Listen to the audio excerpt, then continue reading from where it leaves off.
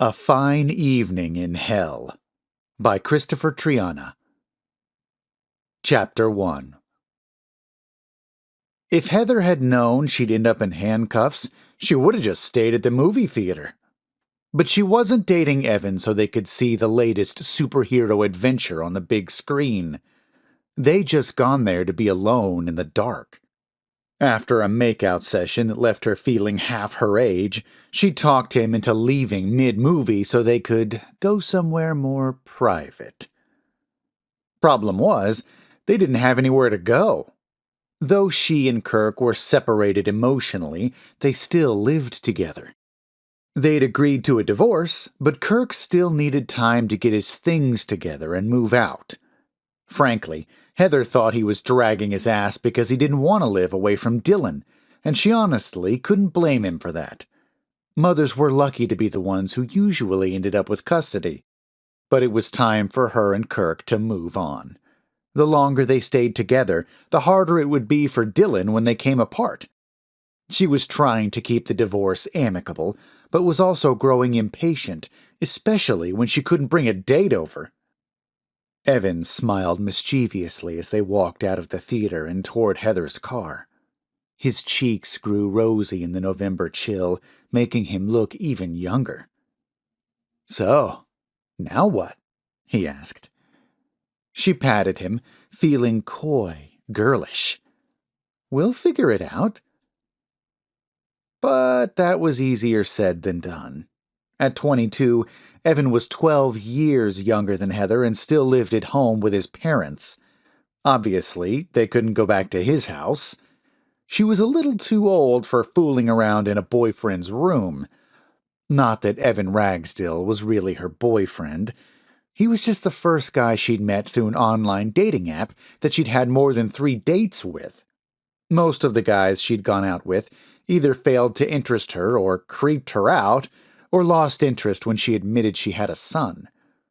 2 men she'd been a little excited about had ended up ghosting her, cutting off contact without explanation. That hurt the worst. Rejection weighed further down by confusion and self-doubt, things no woman on the rebound needs. "Maybe you can ask Kirk to go somewhere else for a little while," Evan said. Heather gave a short laugh and shook her head.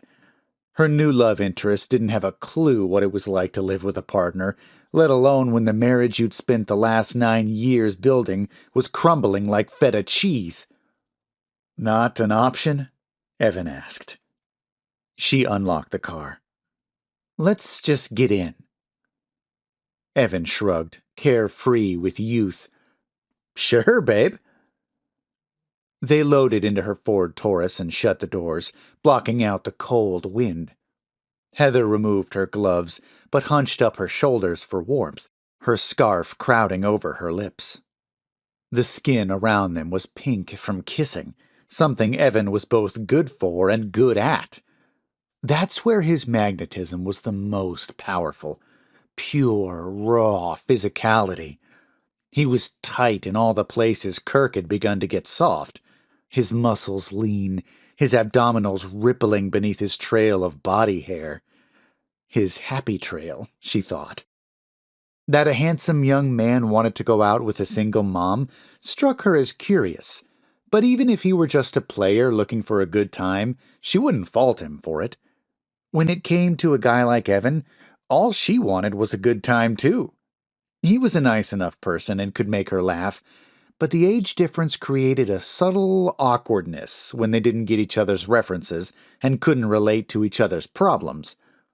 It had bothered Heather at first. Now that she was willing to admit to herself that she just needed physical touch after a long hiatus, their coming from 2 different worlds was less troubling. As she drove out of the Cineplex's parking lot, Evan's hand went to her knee and slid up her thigh. It made her wish she'd worn a dress instead of jeans, even though the weather tonight was far too bitter for that.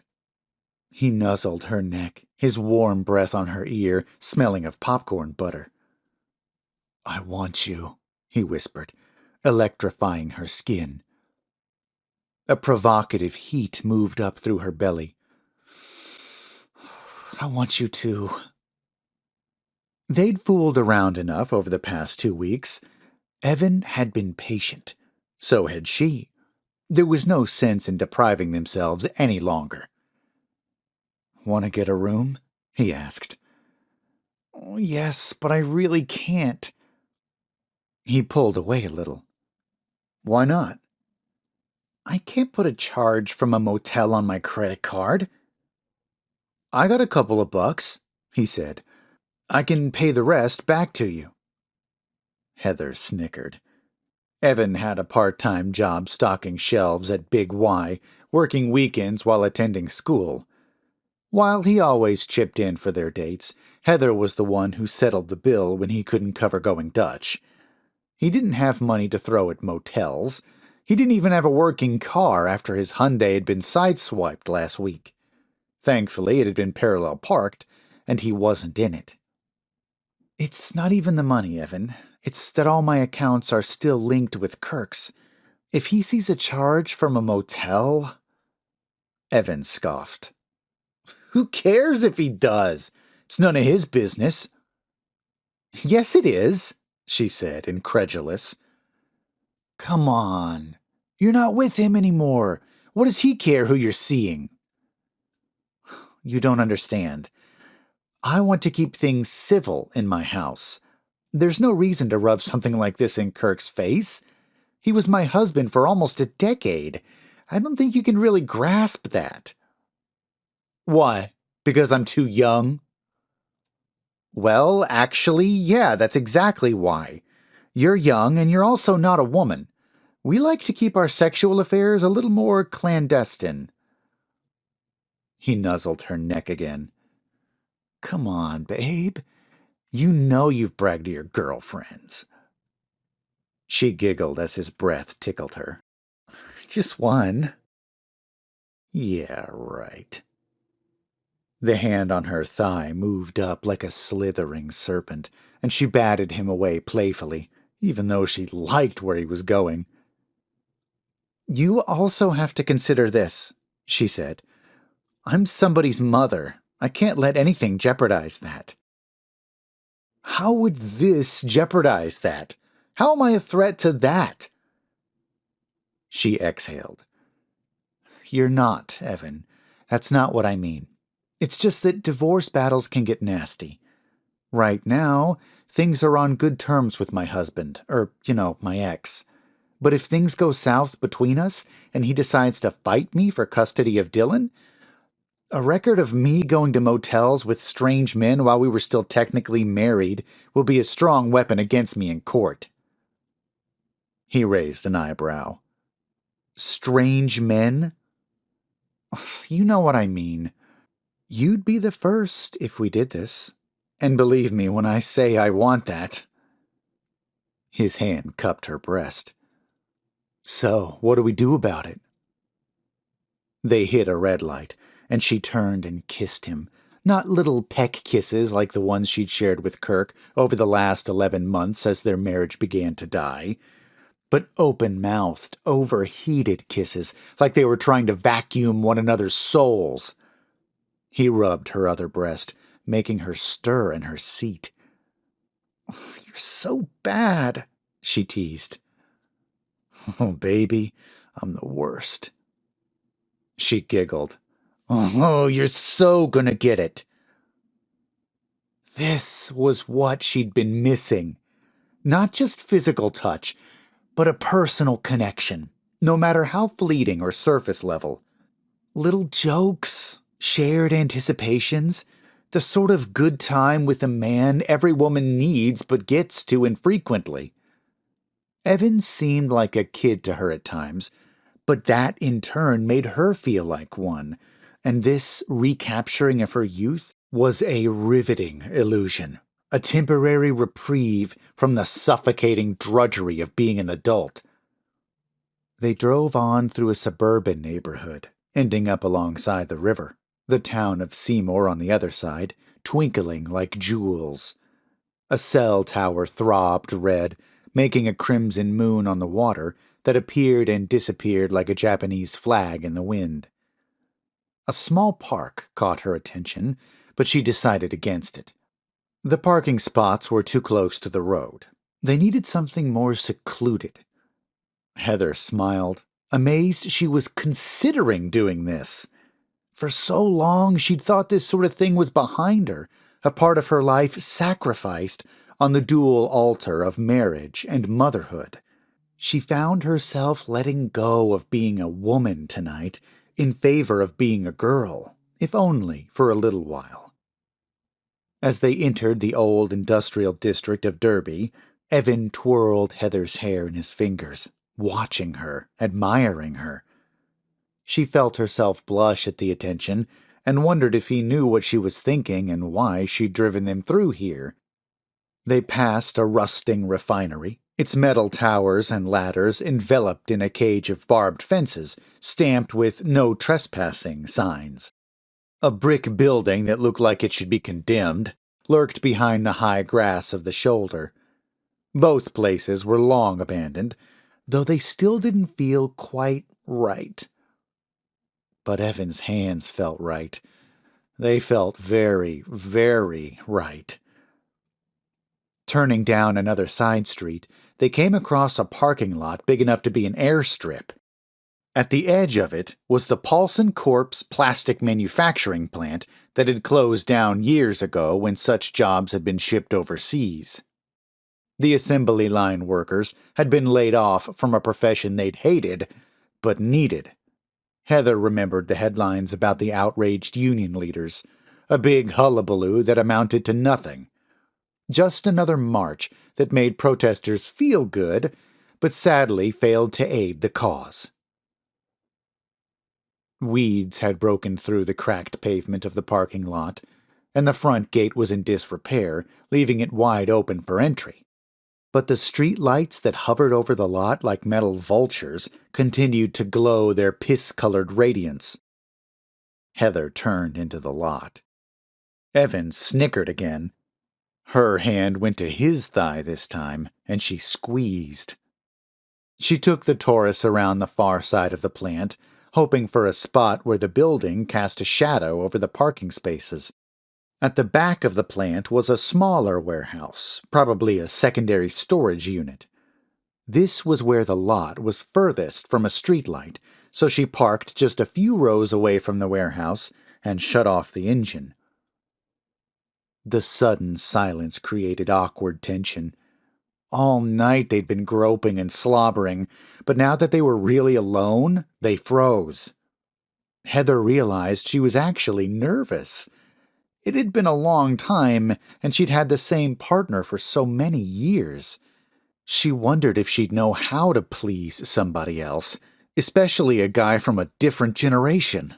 And while Evan had been eager to put his hands on every part of her body, she felt suddenly self-conscious of it. Had he ever been with a woman who'd had a baby?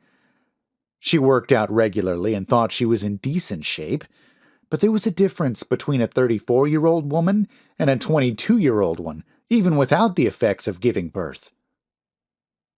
The only way to ease her anxieties was to make a move. Heather undid her seatbelt, raised the armrest between them, and slid over to Evan, climbing halfway on top of him. He didn't seem to mind her taking control, and they were both without their shirts before they even reached the back seat. Heather moved the bags from Target to the floorboards. Before going on this date, she'd picked up the materials Kirk needed to help Dylan with his science project. Only in first grade, Dylan was making a simple bird feeder with parental assistance. In her haste, she fumbled with the bag. Magic markers, mini cups, sparkly glue, and bright yellow duct tape spilled across the floor, but they paid the mess no mind. The lovers collided like wrestlers, the hook of a bra coming loose, shoes knocked off without bothering with the socks, jeans gone, windows fogging, her footprint on the glass, a condom wrapper being torn between teeth. And for a moment, it was everything she wanted it to be, everything she needed it to be. But then Evan shuddered, and it was over almost as quickly as it had started. Sorry, he said, eyes downcast.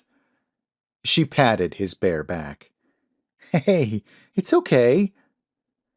It's just that I was so pent up and it's okay, she said, and meant it, though she'd wanted much more. Just think of it as round one. Is there anything I can, you know, do for you right now? That he even asked made her smile. Most guys weren't as considerate. No, I just want all or nothing. Think you'll be ready for another go soon? Hell yeah, and this time it'll last longer, I promise. I know, but it's getting late, so don't wait too long. He nodded. Just give me a few minutes, babe. He kissed her, touching her near-naked body in a way that made her vibrate. She wasn't sure if Evan had skilled precision, or if she was just so aroused that even a gentle breeze would make her squirm. His eagerness had made him climax too quickly, but it would also bring him right back to her for a rematch. That was the benefit of a younger man. They were tireless when it came to sex.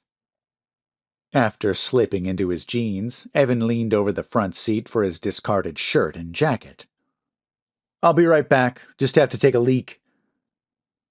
She smirked with envy.